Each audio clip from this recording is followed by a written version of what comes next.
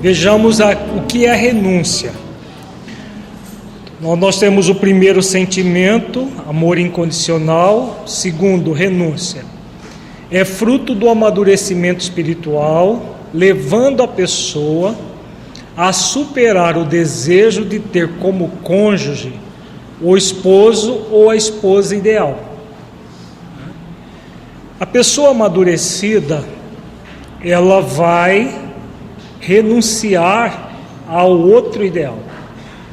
Porque, como nós vimos de manhã, o outro ideal é uma utopia, é algo falso, é ilusório. A pessoa madura não busca ilusões, ela busca realmente um relacionamento maduro. Então, seria maravilhoso se todos nós fôssemos espíritos superiores encarnados? Sim, seria um mundo feliz, né? Mas é a nossa condição? Não. Então, esperar superioridade do outro sem a gente fazer nós fazermos primeiro, né? Não é algo maduro. Então, a renúncia é exatamente renunciar ao mito infantil do príncipe e da princesa encantados, porque não existem nem o príncipe nem a princesa encantados. Nós somos seres em processo de evolução, trazemos muito mais limitações do que qualidades e estamos aqui para gradualmente superar as limitações, desenvolvendo as qualidades. Essa é o eu real que somos. Então, renunciar ao outro ideal é fundamental. O que nós não devemos renunciar é o quê? Qual o ideal que nós não devemos renunciar? Que isso não é renúncia. Se fizéssemos, não seria renúncia, seria acomodação. Ao eu idealizado. Né? O eu ideal não deve ser renunciado, porque é o eu que é o meu futuro, mas eu começo o futuro quando? Aqui e agora. Não é o eu idealizado fantasioso, que eu exijo de mim perfeição. Isso é perfeccionismo.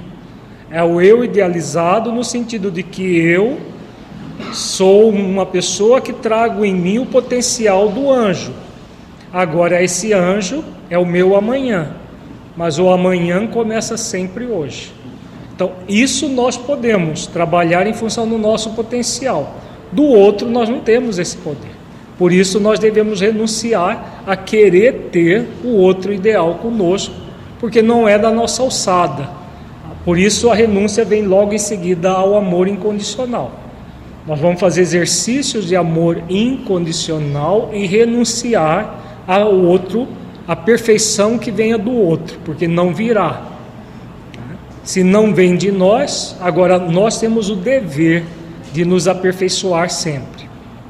A partir da renúncia, nós somos convidados a desenvolver a compaixão. A compaixão, ela é um sentimento em que busca se desenvolver a compaixão pelo outro, que ainda traz em si muitas limitações a serem transformadas. Então, o que nós devemos ter pelos outros? Raiva da outra pessoa? Vontade de trucidar, pegar no pescoço e arrebentar? Não é o que comumente a gente às vezes tem vontade de fazer? Isso é o sentimento egóico. O que as leis divinas propõem? Que nós desenvolvamos compaixão pelo outro, pelo outro ainda trazer limitações. Quanto mais o outro for limitado, mais nós somos convidados a desenvolver a compaixão, né? Pelo outro, que é um ser que não é limitado, mas está limitado. Então, a compaixão é a virtude, juntamente com a mansidão, que vai dar origem à paciência, tolerância, indulgência, compreensão. São sentimentos satélites da compaixão e da mansidão, em que nós trabalhamos em função de melhorar a nossa intimidade. Não temos como fazer isso pelo outro. O que nós podemos fazer pelo outro? Sentir compaixão. Então, quanto mais deficiência a pessoa, mais digna de compaixão ela é. Então, no casamento expiacional, a única forma de nós vivermos bem no casamento expiacional é com essa virtude aqui, que é, já por sua vez, fruto do amor e da renúncia. Então, a pessoa renuncia ao outro ideal e sente compaixão pelo outro real, aquele ou aquela que convive conosco. Compaixão não é acomodação ao problema do outro. É importante que nós não confundamos as virtudes com as máscaras que parecem virtudes, mas não são. Todas essas virtudes aqui não tem nada a ver com autoanulação. Na hora do almoço alguém nos colocou uma questão que diz respeito a um processo de acomodação e não de amor incondicional. Então eu vou aceitar tudo que vem do outro? Não, isso daí não é virtude. Isso daí é uma máscara do ego chamada acomodação. Daqui a pouco nós vamos voltar a essa questão, quando nós falarmos sobre individualidade, individualismo e autoanulação. Tá? Compaixão é você se compadecer com o outro que traz ainda muitas limitações, que você não pode mudar. É necessário que a gente tenha consciência que eu não posso mudar o outro. Eu posso mudar a mim mesmo. Então eu sinto compaixão pelo fato do outro ainda trazer essas dificuldades que às vezes eu já, de uma certa forma, já consigo trabalhar. Nos casamentos expiacionais, normalmente um cônjuge está num nível e o outro cônjuge num nível bem mais baixo. Se não for desenvolvido a compaixão, o casamento não subsiste, não é possível. Porque muitas vezes o cônjuge sente-se num movimento não de compaixão, mas de autoanulação. Eu vou fazer de conta que nada disso está acontecendo. E vai empurrando os problemas com a barriga.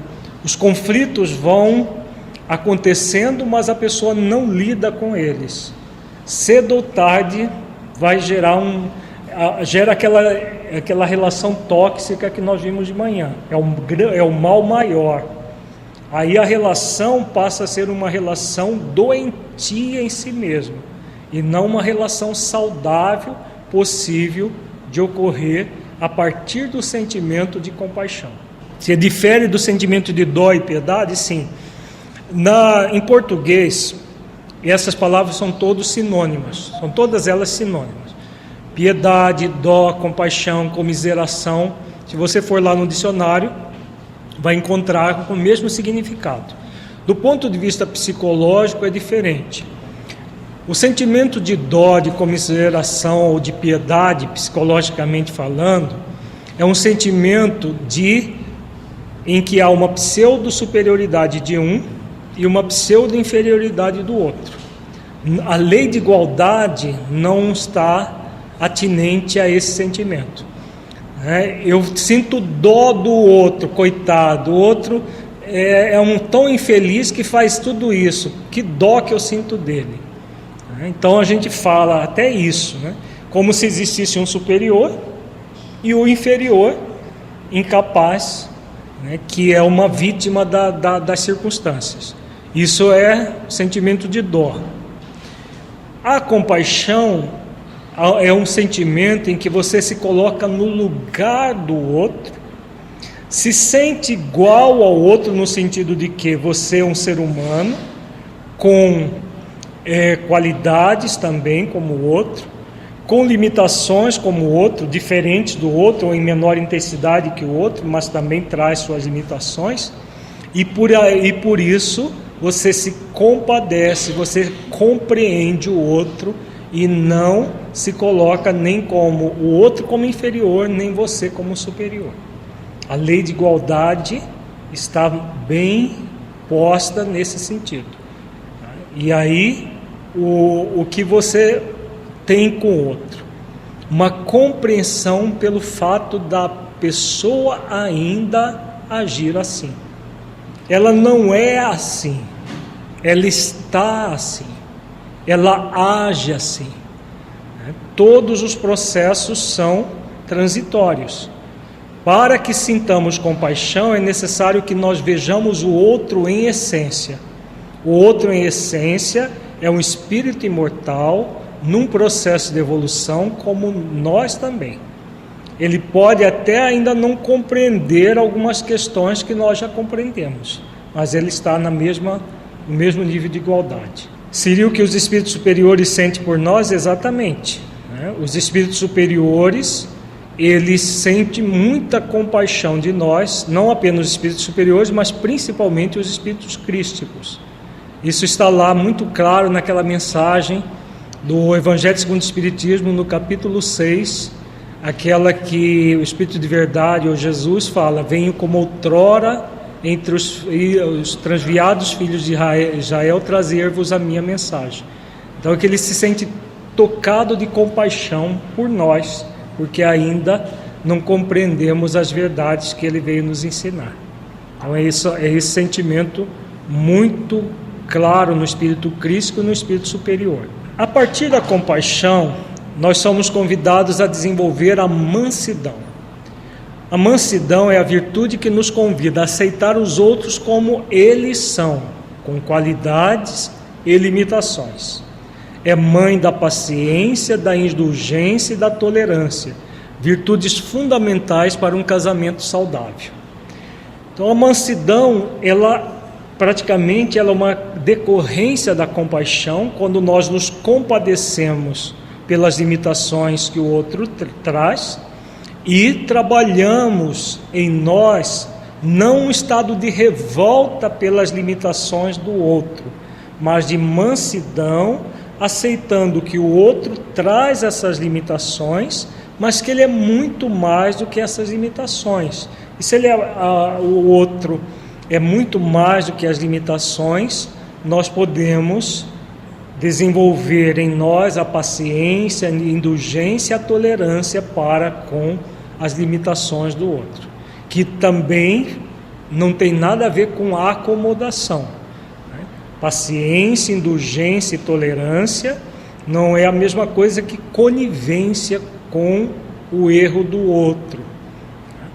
Quando você tolera o erro do outro, é tolerar a pessoa, não é tolerar aquilo que a pessoa faz. Tolerar aquilo que a pessoa faz é você se acomodar àquilo que a pessoa faz. É um processo de autoanulação. Tolerar a pessoa, não a atitude dela. Quando nós desenvolvemos isso, nós vamos compreender a atitude dela. Por quê? Se for o contrário, nós estaremos sendo coniventes com a atitude dela. Na relação conjugal acontece muito isso também. Nós, a pretexto de estarmos desenvolvendo mansidão, compaixão, indulgência, tolerância, paciência, nos acomodamos àquilo que vem do outro, sem estabelecer limites na relação. E aí geram conflitos, uma relação assim gera conflitos que são adiados. São conflitos internos, que nós vamos ver daqui a pouco como isso acontece, mas que não tem nada a ver com a virtude. Na nossa cultura ainda é muito comum nós confundirmos pseudo-virtudes com virtudes. A virtude é sempre algo em harmonia com a lei divina. A pseudo-virtude parece que está em harmonia. Por quê? O que é conivência? É deixar que o outro faça o que ele quer. Está em harmonia com a lei divina isso? Vamos pegar a lei do amor. A lei de amor é aquela que nos convida a amar a nós mesmos e amar ao próximo como a nós mesmos. Está em harmonia com a lei de caridade, que é fazer aos outros aquilo que gostaríamos que fosse feito a nós. Então, nós gostaríamos de que nós estivéssemos fazendo coisas erradas e ninguém nos chamasse atenção para que nos alertasse a uma possível mudança. Alguém gostaria que isso acontecesse consigo mesmo? Se a pessoa estiver consciente, ela vai dizer que não. Só a pessoa que está com a mente embotada, que ainda não despertou, que acha que é bom isso, ninguém alertá-la dos erros que ela está cometendo. Então, se nós não queremos, com base na lei de amor e de caridade, para nós aquilo, e nós fazemos isso para o outro, não pontuamos para o outro aqui, você aceita a pessoa, mas aquela atitude dela é inaceitável. Porque se você aceitar a atitude dela, você está sendo conivente com ela e não fazendo exercícios de compaixão e de mansidão para com ela, e tolerância, indulgência, paciência. Se para que nós façamos isso na relação conjugal, é necessário que a gente faça um trabalho também conosco, todas as virtudes, todas as 5 virtudes, se você não fizer com você, você não tem como fazer com o outro, tá? Porque é amor incondicional a você e ao outro, renúncia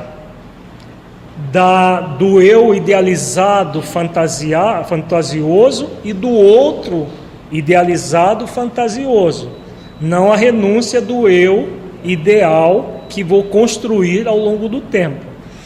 Compaixão por mim na hora que eu tiver tiver um movimento menos feliz, para que eu possa ter compaixão pelo outro na hora que o outro também tiver um movimento menos feliz. Porque como nós ainda trazemos as nossas imperfeições, é o que nós gostaríamos que o outro tivesse conosco. Você só faz ao outro se você fizer também com você. Se você é uma pessoa extremamente exigente com você mesma, perfeccionista, você não tem como ter compaixão pelo outro. A mansidão é a mesma coisa. Se você não for mansa, no sentido de aceitar que você é um ser em evolução e que erra, e que está aqui para aprender com seu erro e aperfeiçoar-se, você não vai fazer isso com o outro.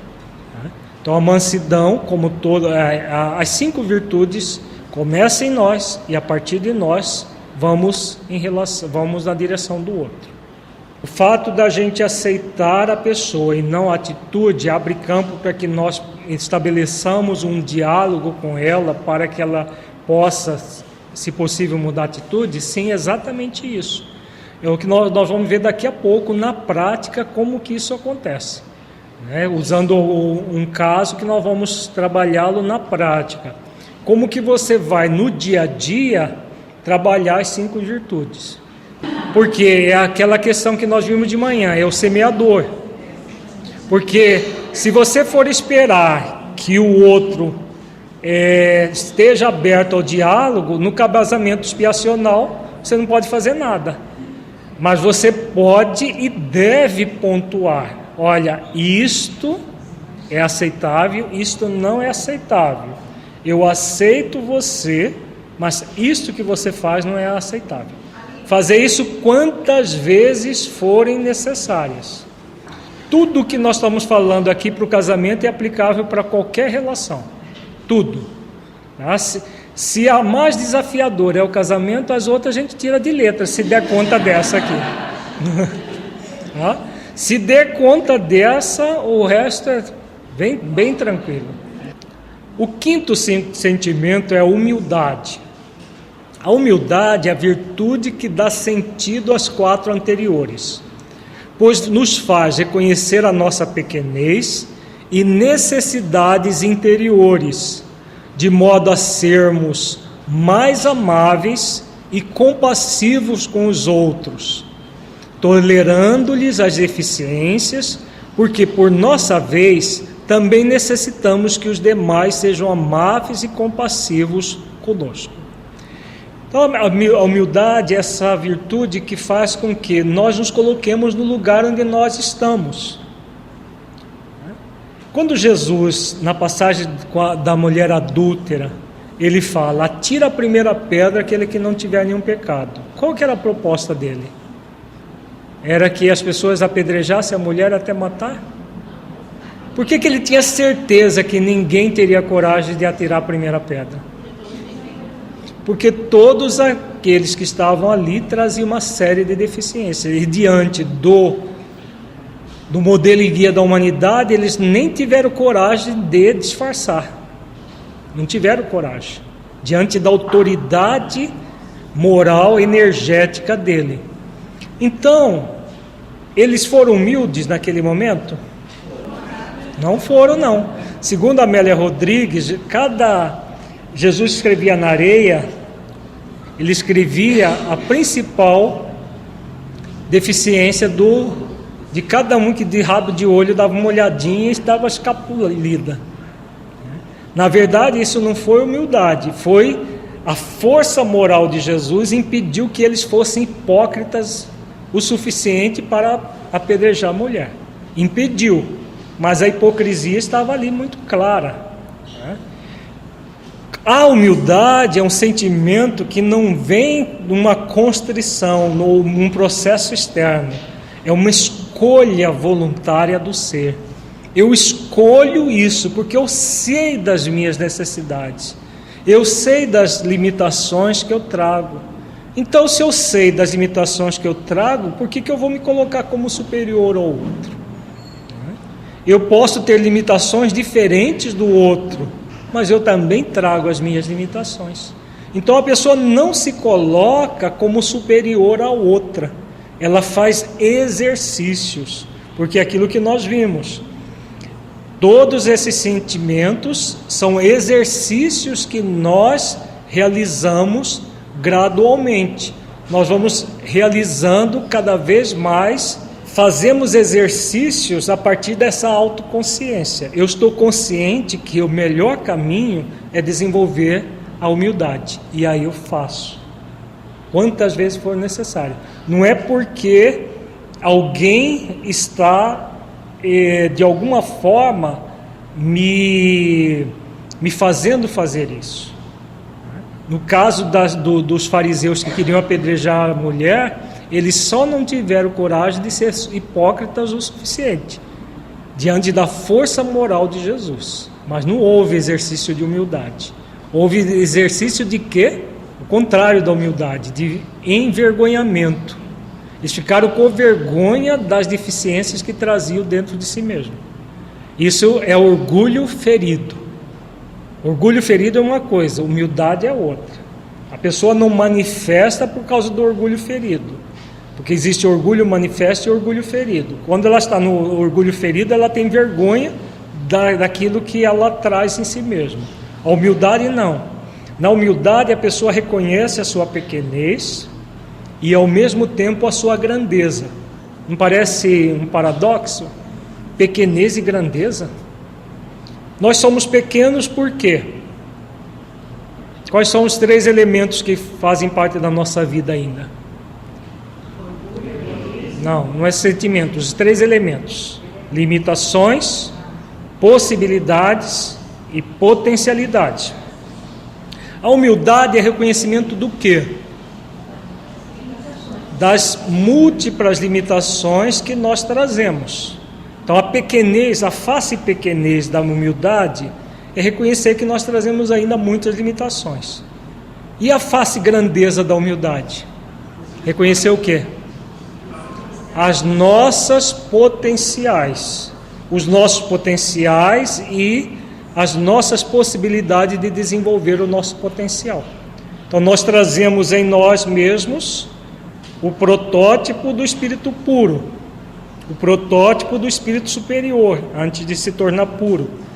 Agora é um trabalho que nós vamos gradualmente desenvolvendo. Então a humildade é essa virtude que reconhece as duas coisas, porque senão fica aquela coisa da falsa humildade. A falsa humildade, não, quem sou eu? Eu não sou nada, eu sou um trapo, eu sou um verme, eu sou isso, eu sou aquilo. Né? E aí a pessoa se diminui. Então, nem se diminuir, nem se engrandecer. Ser aquilo que nós somos. Quando nós fazemos isso, nós vamos fazer isso com o outro. Nem diminuímos o outro, nem engrandecemos o outro. Agimos de forma mansa, humilde de coração com o outro, como Jesus ensina. A decisão de praticar o desenvolvimento dessas virtudes, buscando o bem maior, é resultado da maturidade dos cônjuges, pois ambos, ou pelo menos um deles, escolhem conscientemente permanecer casados, pois tem a opção do mal menor da separação.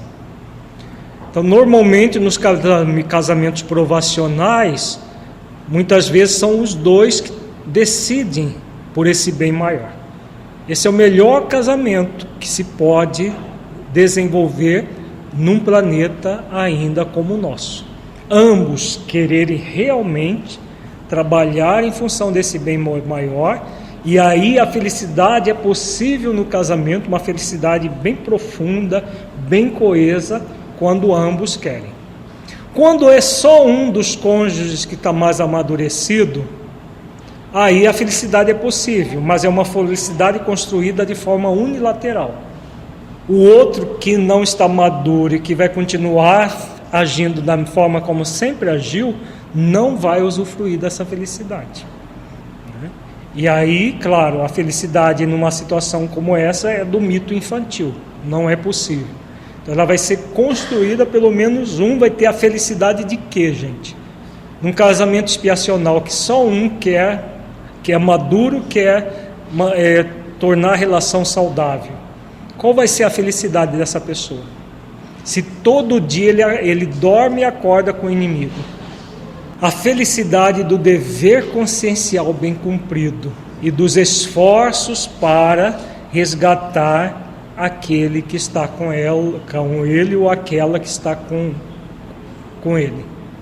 Então a pessoa vai fazendo esforços, e nesse esforço ela é feliz, dentro das suas possibilidades. Bem diferente do casamento provacional, em que os dois cônjuges estão maduros, não precisa nem estar maduro no mesmo nível, mas estão maduros, e aí fazem o esforço de renovação, o esforço de transformação, em conjunto, crescendo na relação. Perfeitamente possível de acontecer no planeta de expiações e provas. Tá? Se a pessoa que está no casamento expiacional e faz esse esforço até o final, ela só vai ter uma ideia no plano espiritual? Não necessariamente, vai depender do nível de consciência que ela tem em relação à vida. Quanto mais consciente das leis divinas, naturais, ela estiver, aqui agora ela já percebe totalmente o seu movimento. Ela pode saber, claro, que quando ela chegar no mundo espiritual, ela vai saber os detalhes do passado que produziu aquela relação expiacional, que normalmente isso aí fica bloqueado na nossa mente, até para que a própria relação seja possível de ser realizada. Mas a consciência de si, o trabalho vivo que ela faz em si mesma para manter a relação dentro dos 5 sentimentos no bem maior, apesar do outro o tempo todo puxar para o mal maior, porque imaginemos, uma pessoa trabalhando para o bem maior e o outro o tempo todo puxando para o mal maior. E você manter isso a vida inteira, consciente do seu dever. Então é um esforço muito grande, com certeza. Possível de ser realizado? Sim. E a pessoa só vai realmente ter uma relação saudável se ela tiver plena consciência de todo o processo envolvido. A felicidade não vai estar na relação, porque é uma relação dolorosa, não é possível. A felicidade estará no dever consciencial bem cumprido. Não é pela relação, porque não há uma relação de parceria. A relação, para produzir felicidade, é necessário que haja parceria. Só é possível no casamento provacional.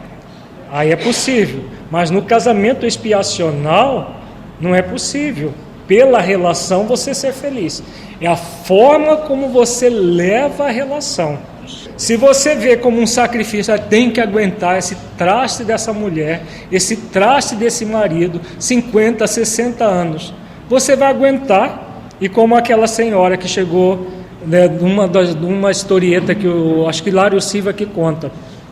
A senhora chegou toda serelepe no mundo espiritual. Depois de 50 anos de casada, desencarnou a velhinha. Aí, a primeira coisa que ela foi perguntar para o anjo de guarda é se ela tinha se livrado do marido para todo sempre. Aí ela disse, olha, aquele marido nunca mais, né? Porque eu era espírita, consciente, e eu aguentei até o fim. Aí o anjo de guarda falou, tá bom, vamos consultar aqui os apontamentos da sua vida. Aí ele falou assim, sabe o que é interessante? Está anotado aqui que a senhora vai voltar novamente a se casar com ele na próxima existência. Porque não houve resgate algum, porque a senhora era para amá-lo e não para suportá-lo, aguentá-lo durante 50 anos. Né? Então essa é a diferença. Nós estamos falando aqui de virtudes, não de pseudo-virtudes. A pseudo-virtude é um martírio, é um suplício. Né? Por quê? Porque não está envolvendo o coração. A virtude não, nós estamos crescendo no nível do coração.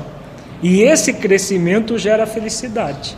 Não é a relação com aquela pessoa que ainda está na condição de espinheiro, de pedregal ou da beira do caminho. Então, lembra o caso da mãe de André Luiz, que cujo esposo tinha 2 amantes.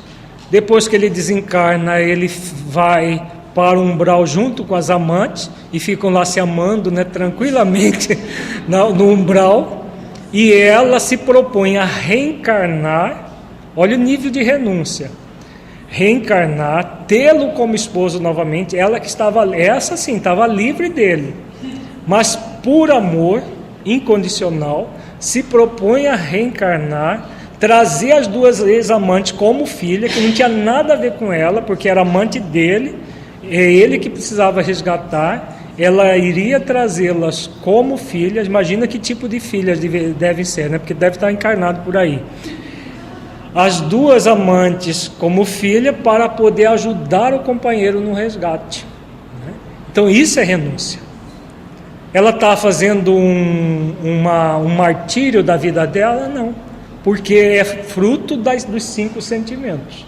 Quando há os 5 sentimentos, aquilo não pesa para a pessoa. Se pesa, podemos ter certeza. A gente pode até achar que está desenvolvendo os 5 sentimentos, mas só se acha. Na verdade, não está acontecendo realmente o desenvolvimento dos sentimentos. No caso da pessoa que já foi casada e quer limpar o terreno que já foi, não teve jeito. Como fazer para limpar? Ela não quer retornar ao casamento, ela quer limpar o terreno. Na verdade, como que nós resolvemos situações que ficaram para trás? Retomando as situações. Se vai ser agora ou mais para frente, só Deus sabe. Agora, o que as leis divinas nos mostram é que todo ato de desamor vai ser transformado em ato de amor. Isso é da lei divina. A lei divina é inderrogável. A forma como nós vamos transformar esses atos de desamor em amor varia ao infinito de possibilidades para cada um. Uma coisa é certa, ninguém está atrelado ao mal do outro. Vamos pegar, uma pessoa nos buscou para contar o caso dela, que o esposo não quis continuar casado, adulterava, não quis continuar casado e resolveu por terminar a relação. A pessoa que vai ficar atrelada ao problema do que o outro não quis resolver? O que vocês acham? Seria justo? Seria amoroso? Seria caridoso? Então não está dentro das leis divinas. Se não está dentro da lei divina, o processo não é assim.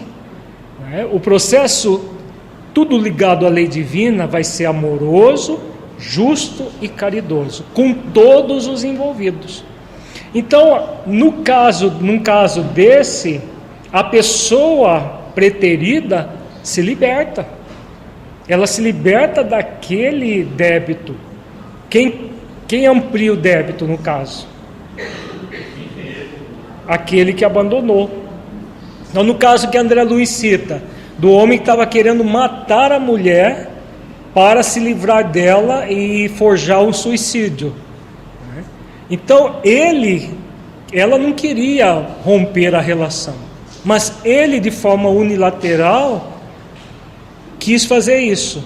Então, no caso dela, o que acontece? Ela está atrelada a ele? Não seria justo isso.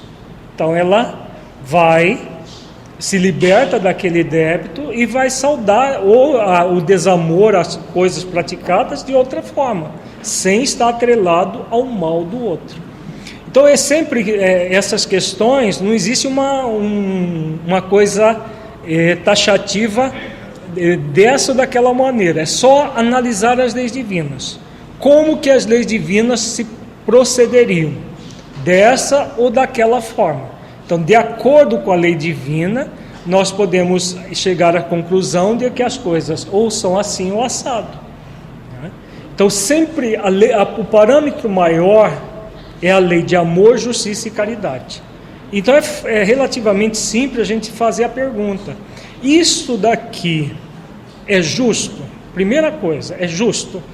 Se é justo, está dentro da lei divina. Se não é justo, se para nós humanos não seria justo, imagina para Deus, que é a suprema justiça.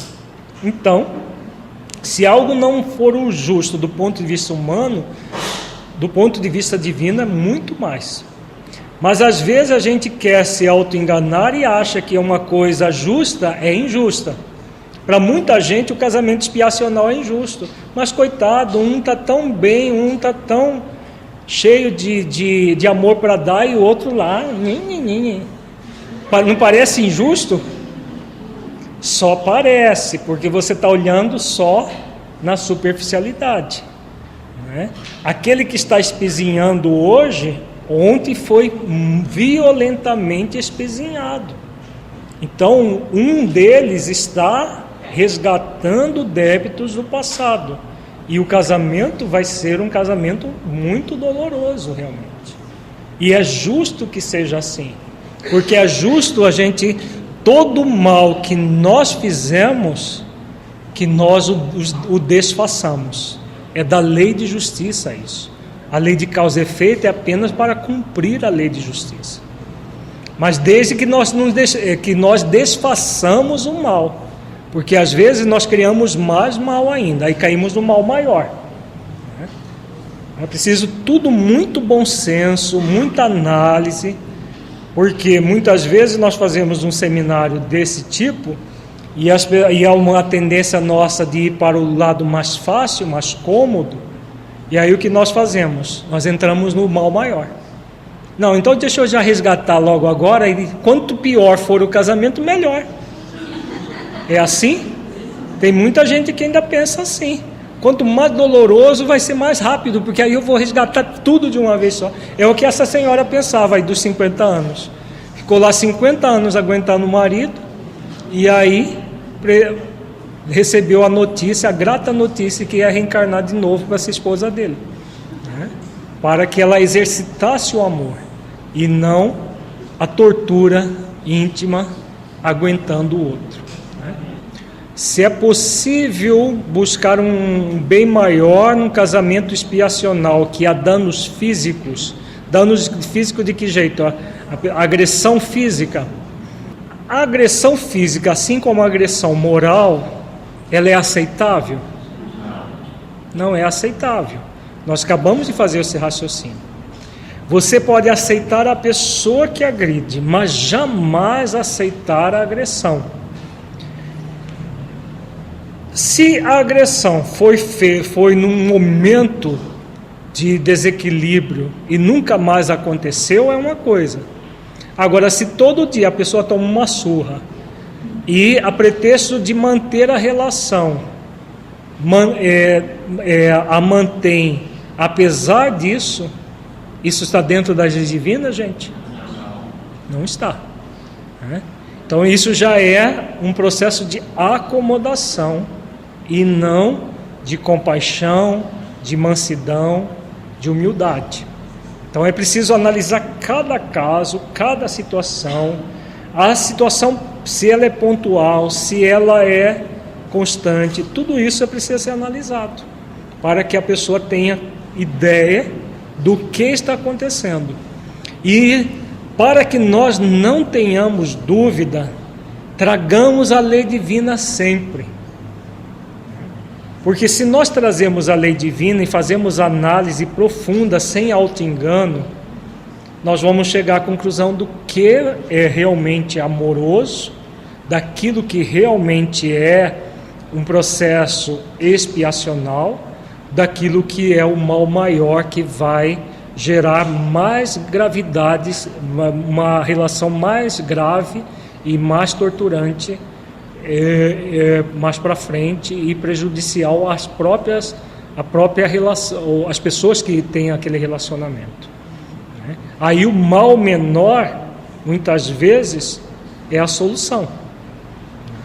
Como nós falamos, se existe um membro gangrenado, não, mas vai ficar sem a perna, coitado. Tá, fica com a perna e desencarna em uma semana. É uma coisa lúcida? Não.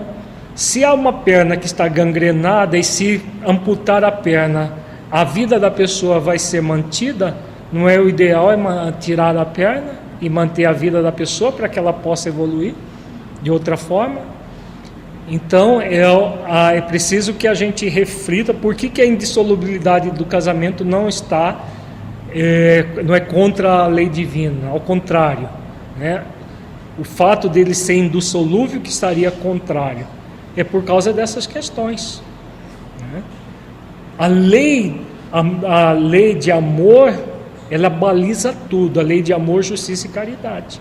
Então jamais um casamento deve passar por cima da minha integridade enquanto pessoa, não apenas física, mas porque às vezes as lesões morais são muito mais intensas que as físicas, e muito mais traumatizantes do que as físicas, porque é o que nós vimos lá no mal maior. No mal maior a relação é tóxica e nós adoecemos física e mentalmente. Às vezes o corpo físico está íntegro, mas a mente está lá totalmente destrambelhada. E aí? Então isso tudo deve ser refletido. Mesmo não tendo mais débitos kármicos, mas por compaixão nós podemos retornar com uma pessoa que nós não teríamos mais vínculo negativo, mas por amor e compaixão nós voltamos a ter um relacionamento com essa pessoa, até que todos cresçamos em conjunto. É exatamente assim que funciona.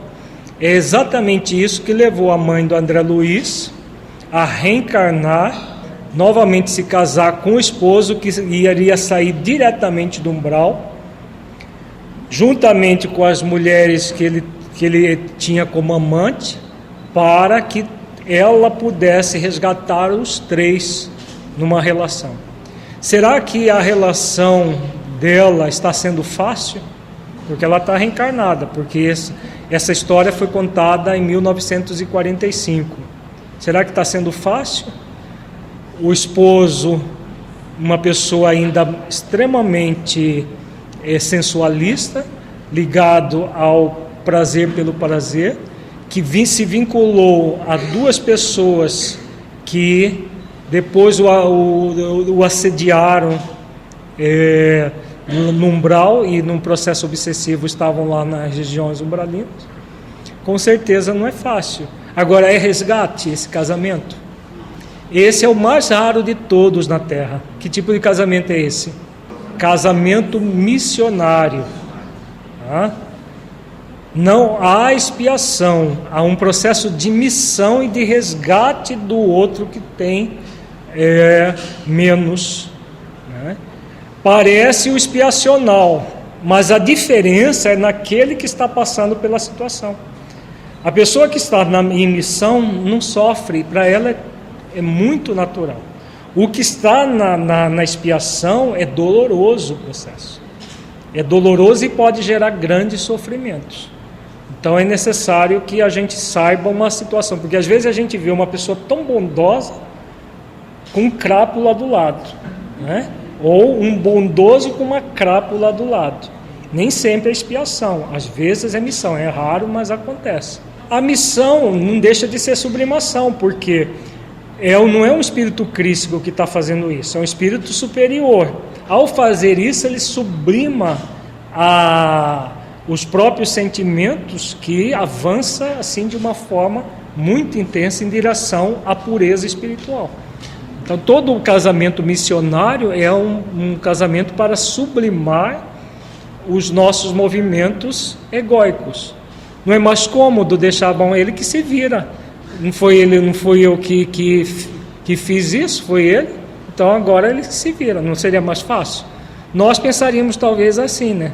Mas o espírito já de uma envergadura maior pensa de forma diferente. Por isso há esse tipo de casamento.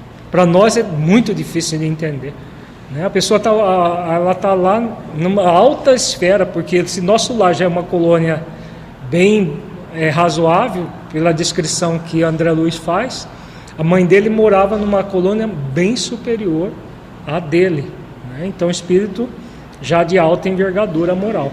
O parâmetro é a lei divina. Como isso vai acontecer? O Romildo está lembrando aqui a questão de que a Marigema falou de voltar a conviver com o marido numa próxima existência. Eu falei que não necessariamente.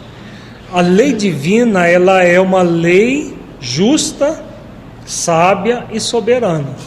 Havendo necessidade, quer a pessoa queira ou não queira, ela vai voltar.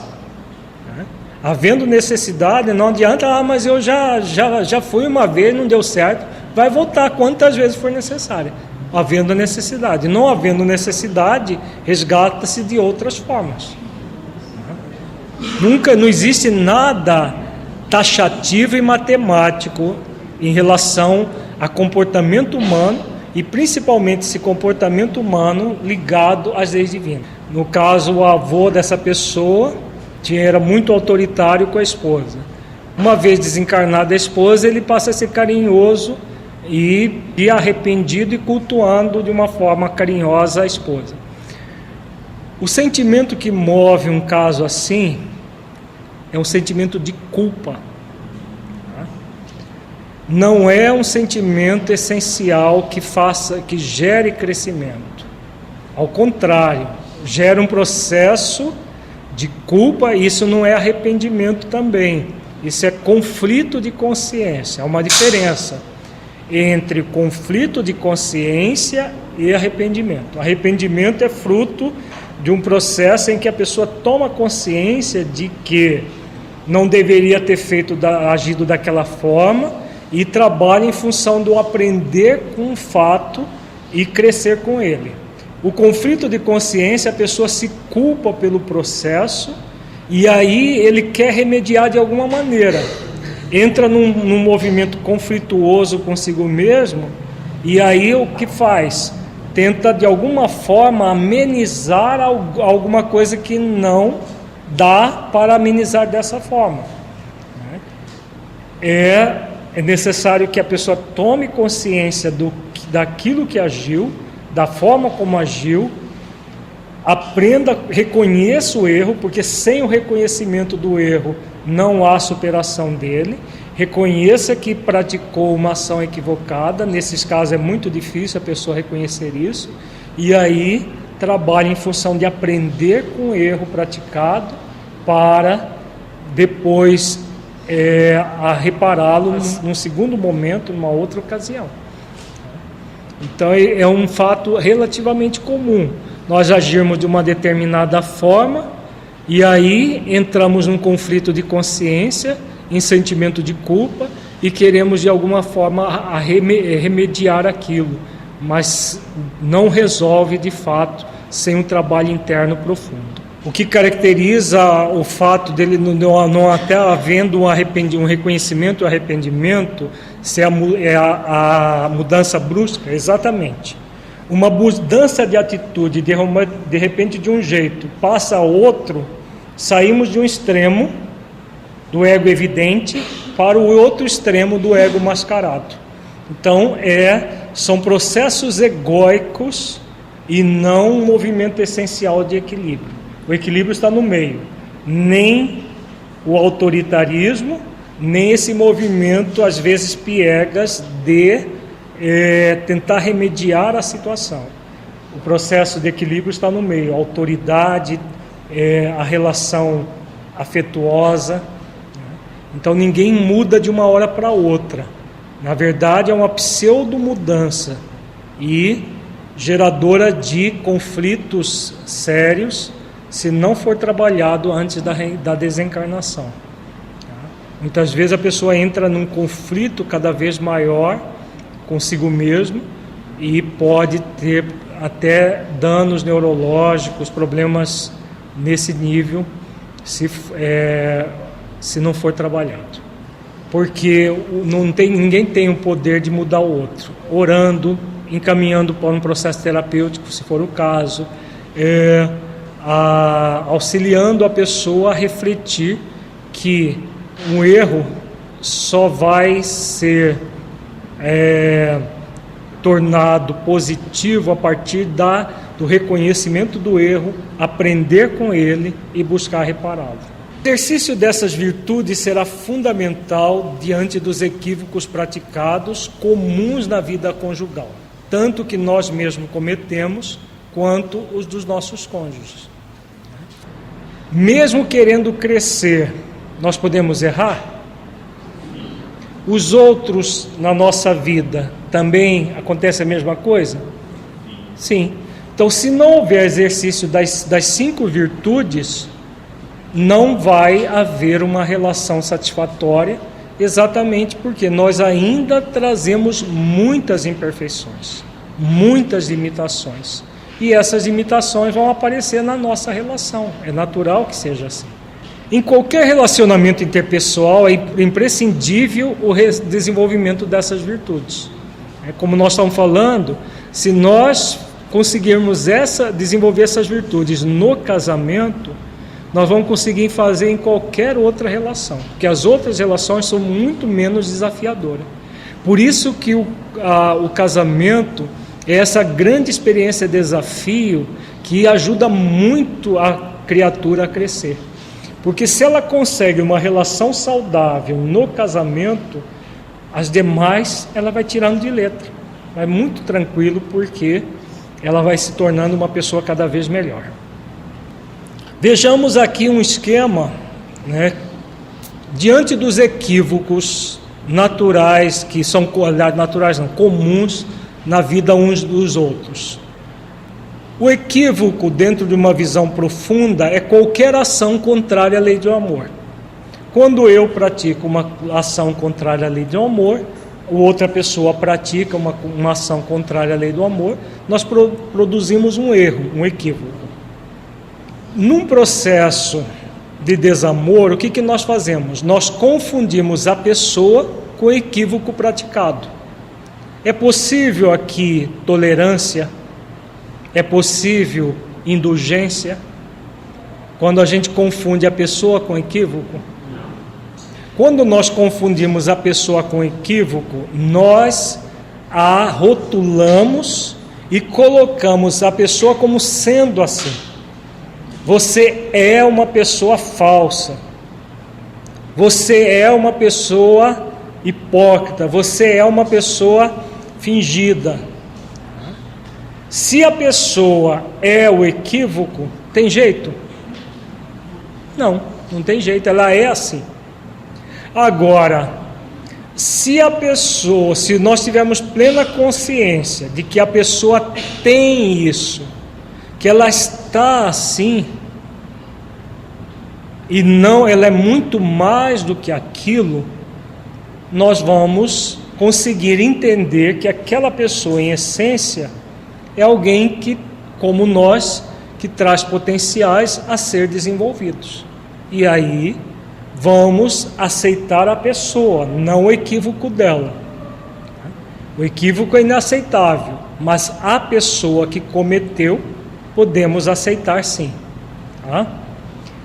Quando nós agimos com desamor, há uma inaceitação da pessoa que se equivocou. Ela é vista como alguém que é inaceitável. Nós a rejeitamos. O que vai acontecer? Uma incompreensão e repulsa pela pessoa. Quando isso ocorre, vai acontecer de desenvolvermos culpa, mágoa, ressentimento, ódio, etc. Vai depender da intensidade. Chega até o ponto do ódio profundo.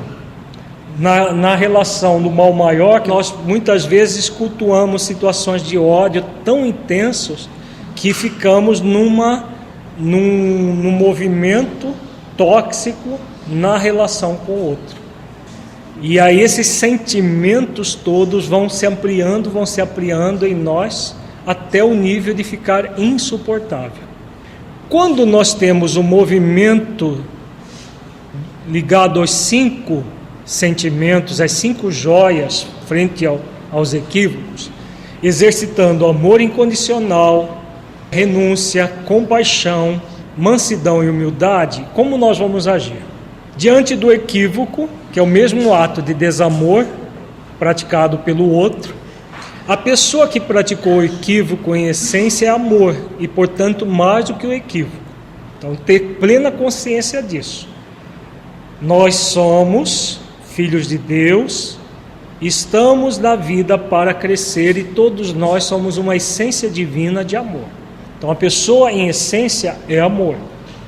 Isso vai propiciar para nós a compaixão e a aceitação da pessoa que praticou o equívoco, sem, contudo, aceitar o equívoco praticado. Porque aceitar o equívoco praticado é o quê? Conivência. Não é mais tolerância, não é mais um processo de compaixão. Então eu tenho compaixão pela pessoa que se equivocou. Isso vai gerar uma compreensão que pela pessoa que o praticou, que praticou aquele equívoco. Com isso, vai haver todo o movimento de auto-perdão, quando somos nós que praticamos o equívoco, ou de perdão ao outro, quando é o outro que gerou aquele equívoco, oportunizando-se a reparação do equívoco. Então todos somos convidados, da mesma forma que nós somos convidados a reparar quando cometemos um equívoco, o outro também. Só que com a diferença de que nós podemos tomar a decisão e seguir na direção da reparação. O outro a gente só pode pontuar para ele: olha, o que você fez é inaceitável por causa disso, disso e disso. Agora, se a pessoa vai nos ouvir e fazer o esforço de reparação, já é por conta dela, já não é mais da alçada daquele que pontuou. Tá? Porque ter plena consciência de que o nosso poder é atinente a nós mesmos, nunca ao outro. Então, quando o equívoco é constante, você pontua para a pessoa e ela não muda. Você vai falar 100 vezes, 1000 vezes, 1 milhão de vezes, porque o processo é educativo. Não é o que Jesus faz conosco? Jesus, ele só nos ensinou uma vez as coisas e nunca mais ele voltou para ensinar, porque já aprenderam. É assim que funciona? Não. Então, se Jesus age porque ele nos vê em essência e não se cansa dele agir diretamente, e os espíritos superiores que trabalham em nome dele não se cansam jamais de nos orientar, quem somos nós para querer o contrário? Não, mas eu já falei 10 vezes, fala 100. Se falou 100, fala 1000. A questão é que a gente quer semear, essa lamentação que o Luiz Vinícius faz, essa questão, é que a gente quer semear e queremos ser o quê? Colhedores. Nós não somos colhedores, nós somos semeadores. E o semeador saiu a semear de Jesus. E não o semeador saiu para colher. Se fosse para colher, eu jogo a semente e aí daqui a pouco eu já estou querendo colher. Não é nossa função. Então, no processo educativo, muitas vezes nós vamos repetir 1000 vezes a mesma coisa. Se o outro não se educa, já não é da nossa alçada. O que é da nossa alçada é pontuar. Cada pontuação é uma semente de amor que a gente está oferecendo. Se for de amor, né? Se não for jogar na cara da pessoa a semente. Que às vezes a gente pega a semente e pá! Sapega no meio da testa. Mas é amor, a semente é de amor.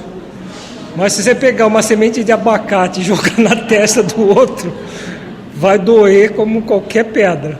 Se nós não fizermos esforço para desenvolver os 5 sentimentos, que são as joias raras da relação, a forma como nós fizermos a própria pontuação não vai ser educativa. Porque se ela for uma pontuação de reclamação, de crítica, de um movimento de alguma forma repreensivo do outro, cadê o amor incondicional aí?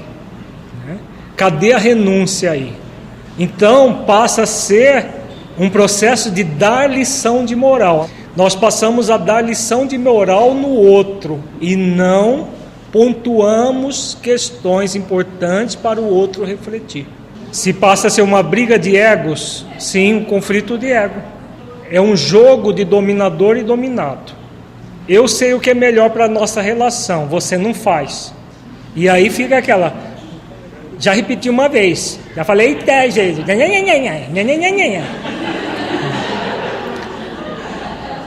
Funciona? Quem já fez isso 10 vezes, 100 vezes, funciona? Não funciona. Por quê? Porque é uma relação de dominador-dominado. Eu sei o que é melhor, você tem que fazer, como ousa não fazer. Tudo isso é o quê? Exercício de orgulho, de rebeldia, de desamor e não de amor, de mansidão, de humildade, de renúncia e de compaixão. Os 5 sentimentos geram um círculo virtuoso, é verdade. O amor incondicional reforça a renúncia, que vai reforçar a compaixão, que vai reforçar a mansidão e a humildade, que por sua vez retroalimenta o amor incondicional. Então nós criamos um círculo virtuoso, enquanto que o contrário é um círculo vicioso. Nesse círculo virtuoso, o que nós fazemos? É um processo helicoidal de uma hélice ascendente. Cada vez que nós repetirmos a mesma coisa, é a mesma coisa aparentemente, porque se você está trabalhando os 5 sentimentos, a forma como você faz é muito mais mansa e humilde de coração, como Jesus indica. Então você vai crescendo com aquilo. Você vem e expõe 1, 2, 10, 100, 1000 vezes, 1 milhão de vezes, mas de uma forma cada vez mais mansa, cada vez mais suave, cada vez mais leve. Diferente do movimento vicioso, do ego, do orgulho, da vaidade. Mas eu já falei uma vez, não falo mais. Que tem os que falam 100 vezes, mas com raiva, e tem os que não falam, falou uma vez só, já falei uma vez, pronto, não quero nem saber, né? Não tem isso também? Fica de mal, fala assim, igual criança, né? Então são processos que geram embates de ego. Quando a gente embate ego com ego, o resultado é mal-estar. Tudo isso que nós estamos falando, né, muita gente vai dizer, mas isso é utopia, isso é só no papel. Uai. Se isso é utopia, só existir no papel, o que os espíritos superiores fazem? O que Jesus faz na nossa vida até hoje? O que eles fazem não é utópico. Qual é a diferença deles para nós? Qual é a grande diferença de um espírito crístico ou mesmo de um espírito superior para nós? Não é porque eles escolheram fazer isso, porque isso é da condição da vida. Porque eles nos veem em essência e eles sabem com certeza de que nós vamos mudar. Porque eles já têm domínio das leis divinas que nós ainda não temos. Então nós ainda duvidamos. Então quando a gente entra no movimento de eu já falei 100 vezes ou 10 vezes e a pessoa não aprende, qual que é o movimento? De não acreditar que as leis divinas são evolutivas e que são transformadoras. E se eu duvido das leis divinas, eu duvido de mim mesmo.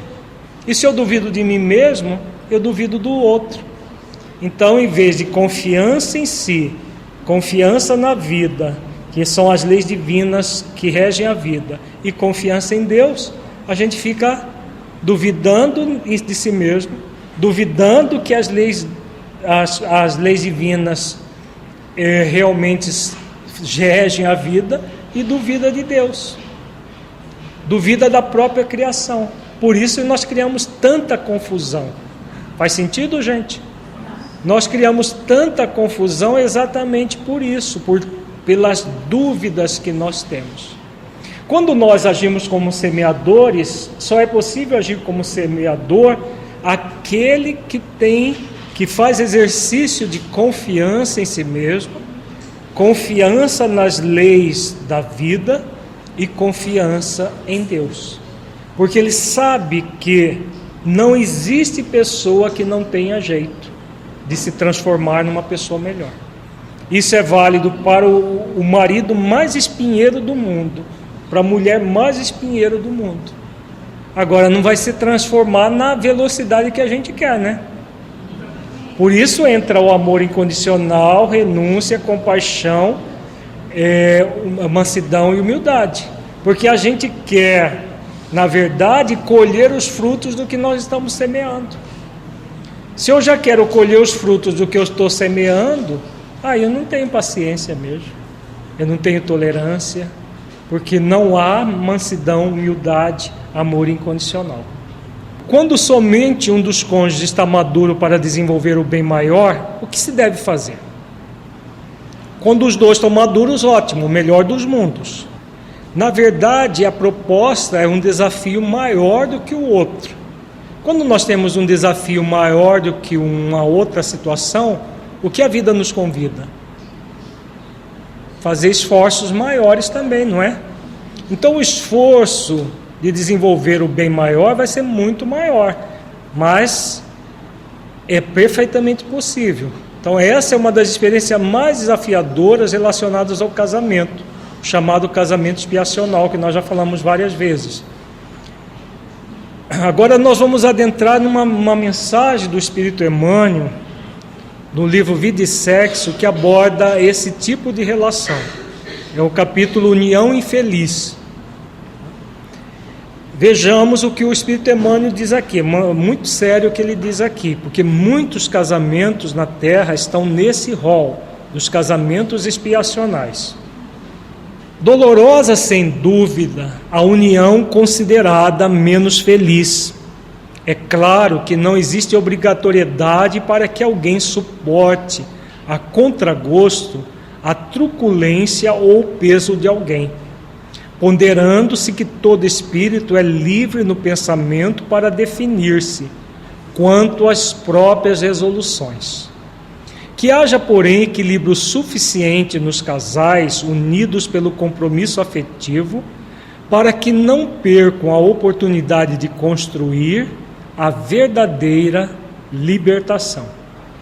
Então, aqui no primeiro slide, o benfeitor fala muito claro, né? Ninguém é obrigado a suportar a truculência de ninguém. Agora, é necessário que nós tenhamos bom senso para não perder a oportunidade de construir a verdadeira libertação. A partir do próximo parágrafo, ele coloca como vai ser essa libertação. Indiscutivelmente, os débitos que abraçamos são anotados na contabilidade da vida. Todavia, antes que a vida os registre por fora, grava em nós mesmos, em toda a extensão, o montante e os característicos de nossas faltas. A pedra que atiramos no próximo talvez não volte sobre nós em forma de pedra, mas permanece conosco na figura de sofrimento. Então, é a lei de causa e efeito. Tudo que nós fazemos são anotados na contabilidade da vida. E onde que acontece essa contabilidade? Tem um contador de Deus que registra tudo que a gente faz? Onde acontece essa contabilidade, gente? Na nossa própria consciência. Tem jeito de fugir dessa contabilidade? Não tem jeito. Está aqui dentro, gravado dentro de nós. Continuemos. Enquanto não se renove a causa da angústia, os efeitos dela perduram sempre. Tanto quanto não se extingue a moléstia, em definitivo, se não a eliminarmos na origem do mal. Nas ligações terrenas, encontramos as grandes alegrias, no entanto, é também dentro delas que somos habitualmente defrontados pelas mais duras provações.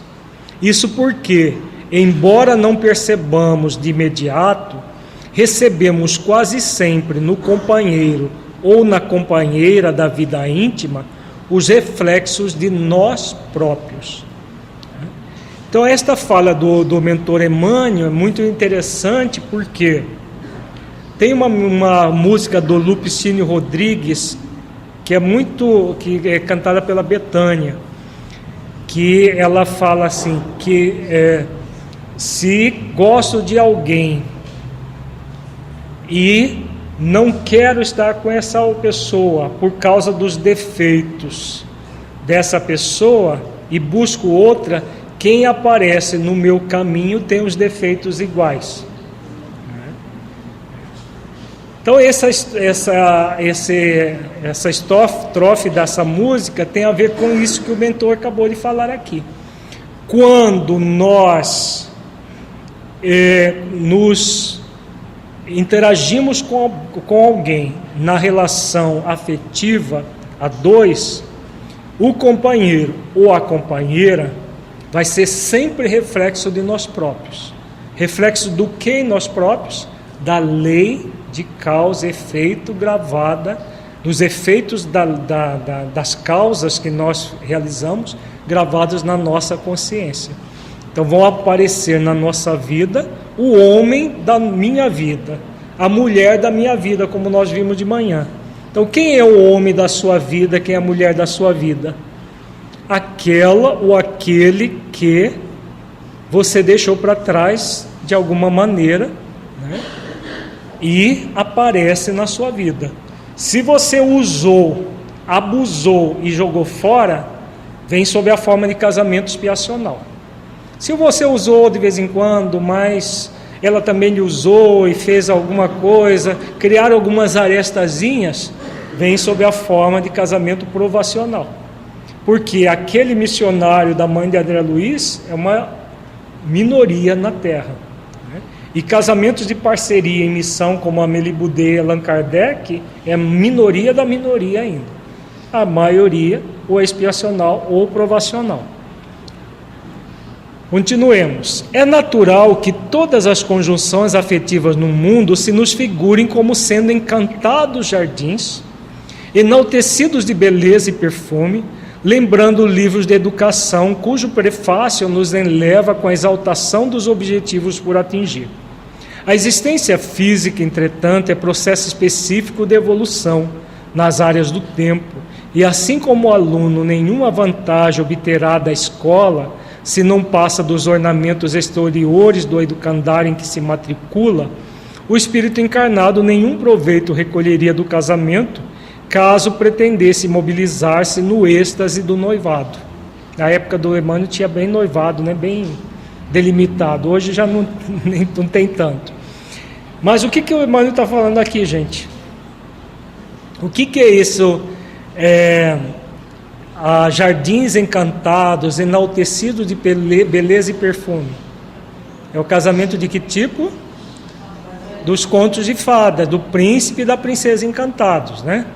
Então, aquele casamento maravilhoso que a gente sonha e tal, que vai acontecer na nossa vida, que a gente vai ser feliz para sempre, é da vida real. No noivado a gente pensa que é isso, né? Principalmente no início do namoro. Encontrei o homem da minha vida, encontrei a mulher da minha vida. Tem uma semana que estão se relacionando, mas agora essa sim, tenho certeza que é a mulher da minha vida. Outro, ter certeza que é o homem da minha vida, né? Que é o êxtase do primeiro momento, né? Alguém casou achando que não, eu encontrei o crápula que vai me fazer a vida torturada até o fim. Alguém casa com essa ideia? Não. Encontrou o homem e a mulher da sua vida. É como ele fala aqui, o êxtase do noivado, dos primeiros encontros, da relação de namoro. Depois, se não mudarmos o mito infantil, o que acontece com o príncipe? Vira sapo. E a princesa vira bruxa com verruga e tudo no nariz. Os princípios kármicos desenovelam-se com as horas. Provas, tentações, crises salvadoras ou situações expiatórias surgem na ocasião exata, na ordem que se nos recapitula oportunidades e experiências, qual ocorre a semente que, devidamente plantada, oferece o fruto em tempo certo. Então não existe nada que aconteça na nossa vida, salvo pelo mau uso do livre-arbítrio, que não aconteceu na ocasião exata. Não, naquele dia que eu casei, eu devia estar cego. E aí eu casei, nunca devia ter acontecido isso na minha vida. Devia sim. Se não for casamento igual de artista, que conhece na primeira semana, tem uma transa lá qualquer, e daqui a pouco estão casados. Se houve um casamento real, não de faz de conta, você casou sim com a pessoa certa, na hora certa. Ninguém cochilou, nenhum anjo de guarda cochilou.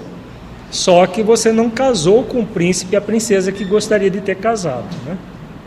O matrimônio pode ser precedido de doçura e esperança, mas isso não impede que os dias subsequentes, em sua marcha incessante, tragam aos cônjuges os resultados das próprias criações que deixaram para trás. A mudança espera todas as criaturas nos caminhos do universo, a fim de que a renovação nos aprimore. Então, no primeiro momento, aquela aventura, nossa, agora sim, tal. Aí depois vem as condições que nós deixamos para trás. A jovem suave que hoje nos fascina para a ligação afetiva, em muitos casos será talvez amanhã a mulher transformada, capaz de impor-nos dificuldades enormes para a consecução da felicidade. No entanto, essa mesma jovem suave foi no passado, em existências já transcorridas, a vítima de nós mesmos, quando lhe infringimos os golpes de nossa própria deslealdade ou inconsequência, convertendo-a na mulher temperamental ou infiel que nos cabe agora relevar e retificar. Então aqui Emmanuel coloca a realidade nua e crua, sem fantasias, do príncipe e da princesa encantados. O rapaz distinto que atrai presentemente a companheira para os laços da comunhão mais profunda, basta às vezes será provavelmente depois o homem cruel e desorientado, suscetível de constrangê-la a carregar todo um calvário de aflições incompatíveis com os anseios de ventura que lhe palpitam na alma. Esse mesmo rapaz distinto, porém, foi no pretérito, em existências que já se foram, a vítima dela própria, quando desregrada ou caprichosa lhe desfigurou o caráter, metamorfoseando no homem vicioso ou fingido que lhe compete tolerar e reeducar. Então essas duas condições são as condições do casamento expiatório. Ou aquele homem da sua vida é o rapaz, aquele que você o auxiliou a deformar o caráter, ou aquela mulher da sua vida de hoje é aquela que você usou e abusou no passado e que está aí de volta como esposa e como esposo. Toda vez que amamos alguém e nos entregamos a esse alguém no ajuste sexual, ansiando por não nos desligarmos desse alguém, para depois, somente depois, surpreender nesse alguém defeitos e nódoas que antes não víamos, estamos à frente de criatura anteriormente dilapidada por nós, a ferir-nos justamente nos pontos em que a prejudicamos no passado, não só a cobrar-nos o pagamento de contas certas, mas, sobretudo, a esmolar-nos compreensão e assistência, tolerância e misericórdia para que se refaça ante as leis do destino. Então, por isso que o casamento expiacional é um casamento de resgate. Então, aquela pessoa que ontem você auxiliou a deformar o caráter, hoje você vem para resgatar essa pessoa. E só vai ser possível o resgate de que forma? Se o cônjuge que está sendo convidado ao resgate desenvolver as 5 joias raras da relação conjugal. Ansiando por não nos desligarmos, porque enquanto está no namoro, no noivado, e a gente acha que realmente está casando com o homem da minha vida ou com a mulher da minha vida, o que acontece? A gente crê que aquela situação ainda meio mágica da relação antes do casamento vai perdurar para sempre na relação conjugal. Então, o que acontece? Na relação de fato, né, aquele momento mágico pré-nupcial, vamos dizer assim, ele cedo ou tarde desmorona. E aí a gente acha que se equivocou. Na verdade, o que está acontecendo aí? Dentro da lei de causa e efeito, onde está o débito? Na consciência, no perispírito do devedor. Esse débito, o que faz com a pessoa? Convida a pessoa a reparar. Se ele já percebesse todos esses defeitos, essas nódoas, que ele não vai ter condições de mudar, porque é o outro que vai mudar isso. Antes da relação ele casava? Por isso que há um processo quase que a pessoa fica meio binubilada, é o termo técnico para isso. Ela fica meio pancada da cabeça, ela enxerga, está mostrando 8, ela entende 80, ela entende coisa completamente diferente, né? Porque ela fica meio dopada em relação ao outro. Às vezes pode até conviver, até maritalmente, mas como ainda não casou, não oficializou, ou aquela relação, hoje é meio complicado, né? Porque a época de Emmanuel era mais fácil, porque tinha tudo meio certinho. Agora, né, as relações já começam com sexo, com uma série de coisas. Mesmo num caso desse, que é a convivência íntima, o que acontece? Uma não percepção de realmente como é o outro, com os defeitos e as tendências do outro. Porque a pessoa fica naquele movimento também muito autoilusório, de auto-engano, acreditando que quando casar, eu mudo ele. Quando eu casar, eu mudo ela. Não pode deixar que isso aí vai resolver. A necessidade de reparação é tamanha que a pessoa entra nessa autoilusão de que ele vai resolver aquilo. E não vai, não é possível. Nós não temos como mudar o outro, nós temos como mudar a nós mesmos. E por isso há essas uniões, para que haja verdadeiramente o resgate daquele outro. Agora, só vai acontecer se houver realmente o trabalho para desenvolver os 5 sentimentos básicos do bem maior, porque senão não há resgate. Há martírio em conjunto e vão ambos para a relação tóxica muito grave, que vai produzir muitos problemas na relação. Se o estado de paixão que caracteriza o início de uma relação pode ser um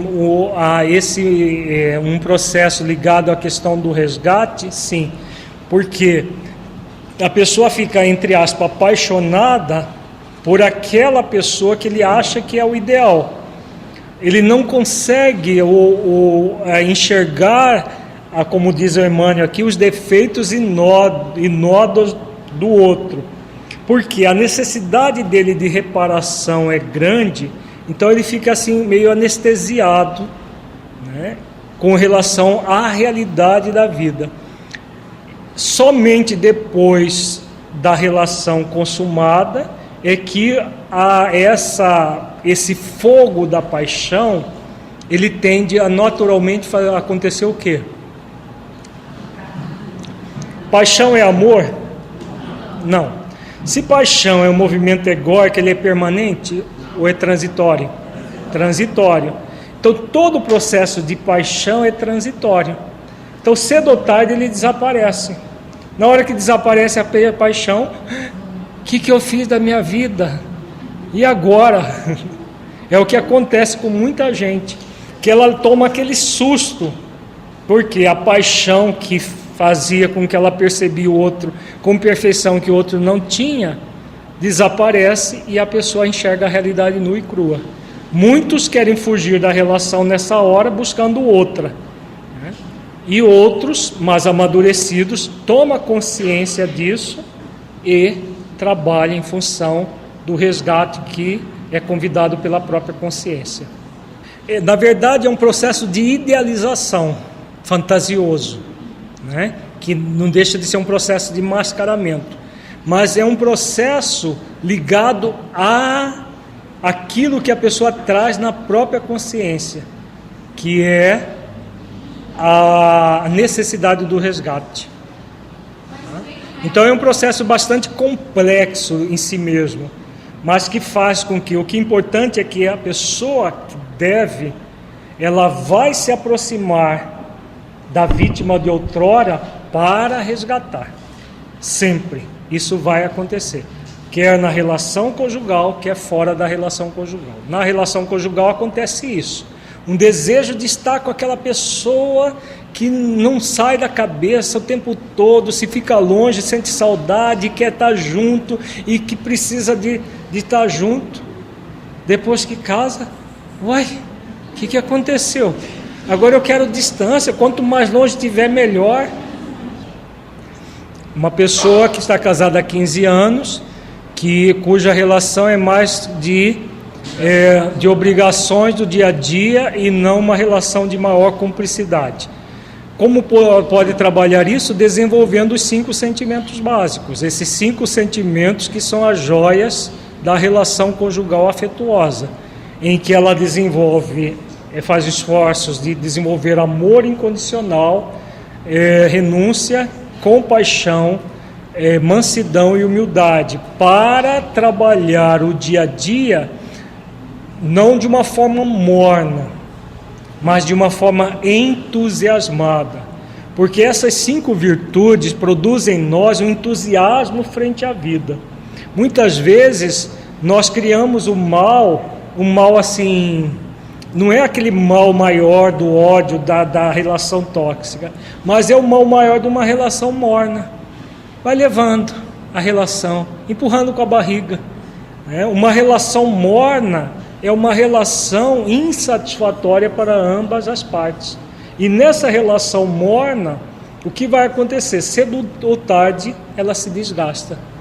Agora, quando nós estamos nos renovando diariamente, desenvolvendo virtudes, não há espaço para a relação morna.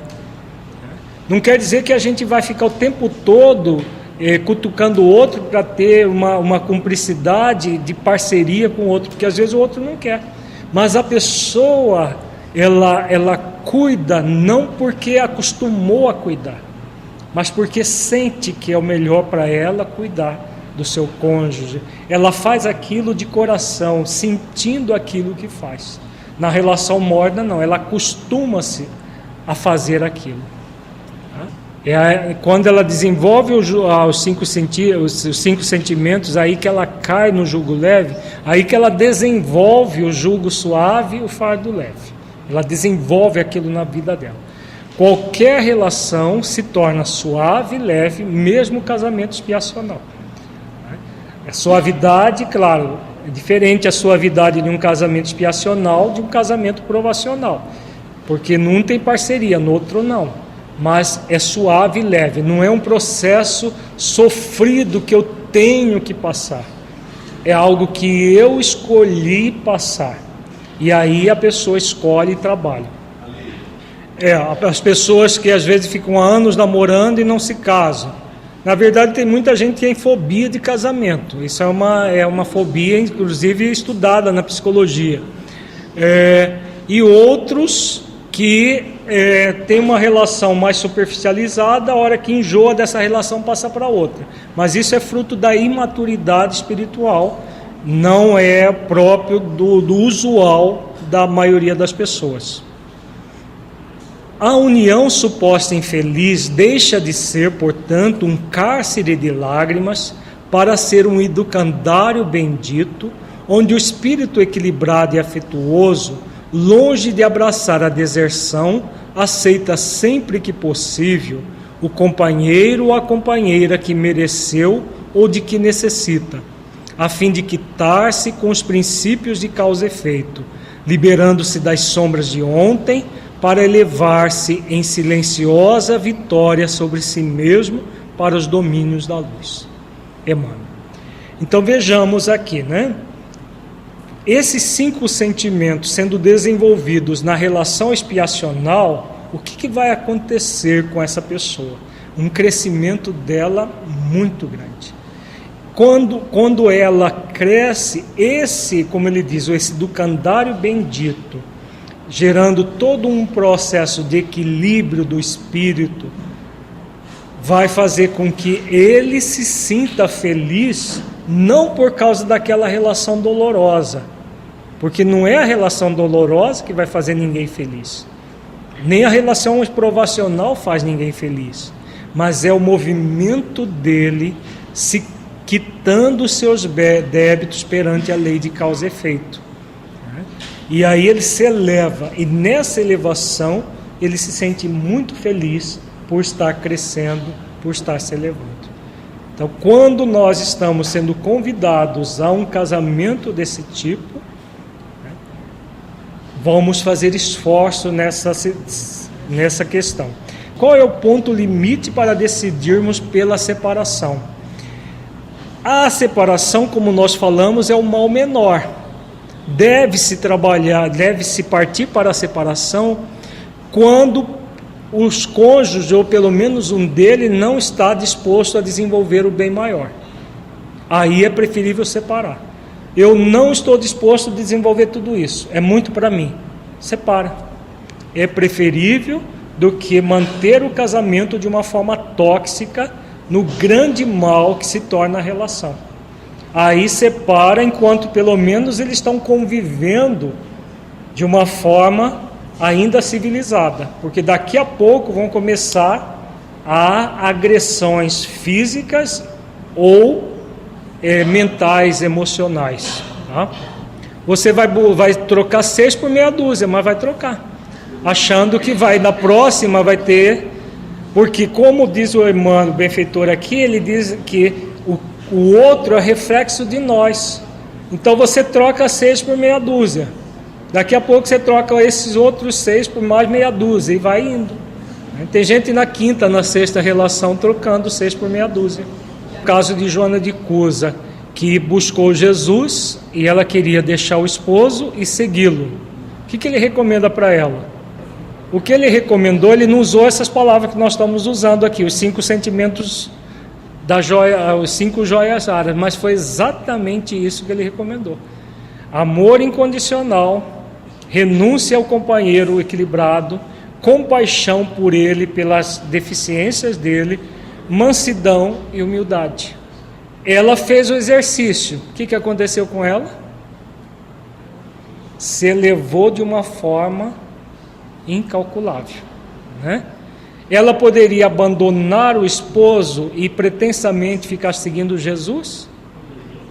Poderia, né? Ela teria o livre-arbítrio para isso, mas ela teria crescido na mesma intensidade como ela cresceu, se mantendo casada, desenvolvendo o bem maior? Jamais. Então ela desenvolveu o bem maior, criando esse círculo virtuoso para si mesma. Se foi possível para Joana de Cusa, é possível para nós, para qualquer um de nós.